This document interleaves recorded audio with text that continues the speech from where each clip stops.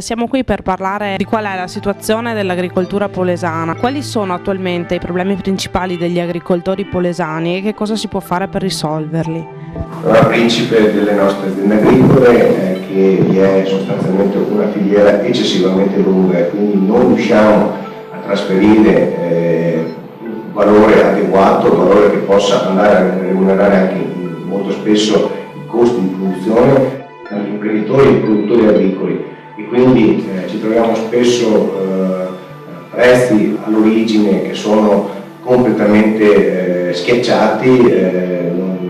pochissimo remunerativi, a volte il solo 50% dei costi di produzione sostenuti. Abbiamo un esempio eclatante che è quello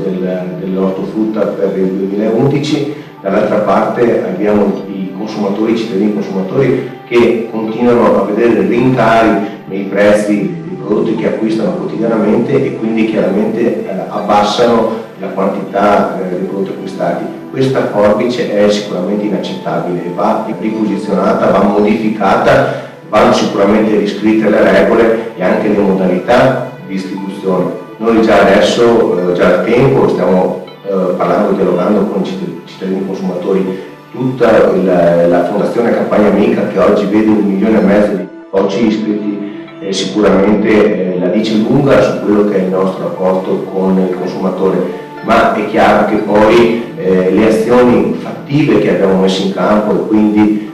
la vendita diretta, i farm market, i mercatini di Campagna Amica e oggi le botteghe di Campagna Amica, sono non solo degli esempi, sono dei modi concreti per cercare di accorciare la filiera e soprattutto di portare le nostre eccellenze, i nostri prodotti che non hanno uguali in tutto il mondo ai consumatori che li possono apprezzare per quello che sono veramente. All'interno della filiera abbiamo la GDO, la grande distribuzione organizzata, che ha uno strapotere enorme e chiaramente questo strapotere si traduce poi in una equa rispetto della regola della domanda e dell'offerta. Quindi chiaramente ci troveremo comunque, come gli esempi eclatanti che abbiamo avuto anche l'anno scorso, nonostante i prezzi all'origine fossero stati in qualche modo dimezzati rispetto al 2010, dall'altra parte abbiamo visto che i prezzi dell'ortofrutta sono stati comunque innalzati, quindi il prezzo imposto al consumo, quindi non legato o comunque molto diverso dagli andamenti reali della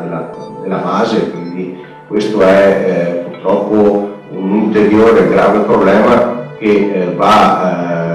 risolto andando a modificare quello che è il sistema distributivo e andando a spiegare ai cittadini consumatori che tutti i prodotti che vanno ad acquistare sono prodotti in gran parte che vengono lavorati in Italia ma che non sono di origine italiana. Quali sono le peculiarità delle produzioni agricole polesane e che cosa si può fare per dar loro nuova linfa e nuova vita? Le produzioni polesane sono sicuramente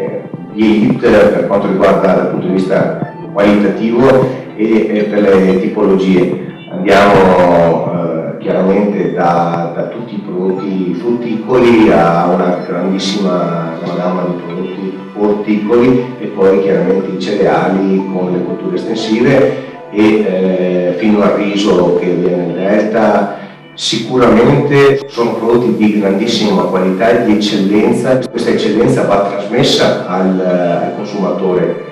Negli ultimi anni siamo riusciti a raggiungere importanti traguardi, gli ultimi risultati, quindi la DOP nell'aglio bianco polesano, l'IGP dell'insalata di Lusia, ma già prima l'IGP del riso del delta e l'IGP del radicchio di Chioggia sono riconoscimenti europei importantissimi, dicono lunga su quella che è l'eccellenza delle nostre produzioni, eccellenza non solo a livello locale ma anche a livello mondiale. Sicuramente la nascita dei due nuovi consorzi ormai hanno un anno di vita, da una parte il consorzio dell'IGP di insalata di Lusia e dall'altra parte dell'aglio DOP, l'aglio bianco polesano, sicuramente devono essere il motore, poter veicolare per poter far conoscere queste eccellenze che non hanno eguali al mondo.